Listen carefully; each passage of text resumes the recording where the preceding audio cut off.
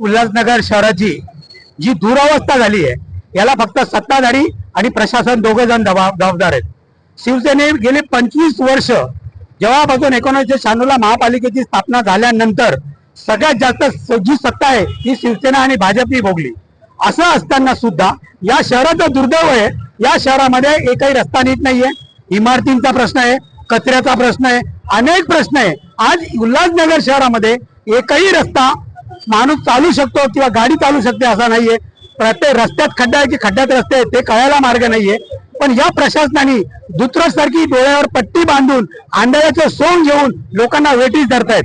आम्ही जर टॅक्स भरला नाही तर आमच्या घरावर जप्ती आणता, आमच्या घरासमोर बँड वाजवता। मग हे जर चांगले रस्ते किंवा मूलभूत सुविधा देण्याची जबाबदारी कोणाची आहे? पालिका प्रशासन झोपा काढते का? आयुक्त झोपा काढतायत का? जेव्हा आयुक्त इथे आल्या तेव्हा आम्हाला आशा होती की आयुक्तांकडनं काहीतरी होईल, परंतु या आयुक्तांनी सुद्धा डोळ्यावर पट्टी बांधून लोकांचे शिव्या खायचं काम सुरू केलंय।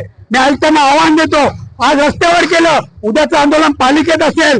जर तुम्ही गणपतीच्या आधी हे सर्व रस्ते चांगल्या पद्धतीने दुरुस्त केले नाहीत तर पुढचं आंदोलन हे महापालिका आयुक्तांच्या कॅबिन मध्ये आणि मनसे पद्धतीने असेल याची त्यांनी नोंद घ्यावी। महानगरपालिकेत जे कोणी ठेकेदार असतील ते सातत्याने रस्ते बनवतात, एक हप्त्यानंतर परत तो रस्ता खराब होतो। असे असताना देखील महापालिका आयुक्त या भूमी घेऊन गप्प आहेत। स्वतः ठेकेदार कबूल करतात की पैसे दिल्याशिवाय फाईलवर सही होत नाही। आम्ही जेव्हा एका ठेकेदाराशी बोललो, तो बोलला महापालिका 1 किलो चिकन देते आणि सांगते 100 लोकांना खायला घ्यायला।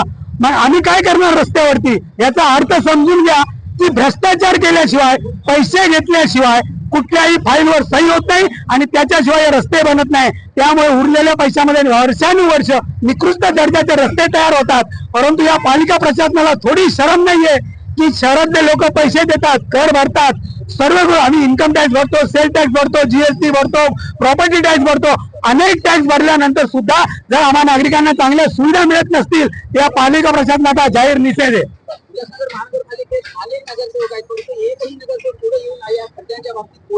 जे 5-5, 6-6 टर्म नगरसेवक आहेत त्या नगरसेवकांना माझं महाराष्ट्र नवनिर्माण सेनेच्या माध्यमातून ओपन चॅलेंज आहे, जर तुमचा आदर्श वॉर्ड असेल, तुमचा भागामध्ये कचरा नसेल, रस्ते चांगले असतील, पाणी असतील, असा एक वॉर्ड दाखवा। महाराष्ट्र नवनिर्माण सेना 51,000 रुपये देऊन त्या नगरसेवकाचा सत्कार करेल। यांनी फक्त भ्रष्टाचार केलाय, यांनी पैसे खाल्ले, हे श्रीमंत झाले, पण नागरिकांना खड्ड्यात घालण्याचं काम या सत्ताधाऱ्यांनी या नगरसेवकांनी केलेलं आहे।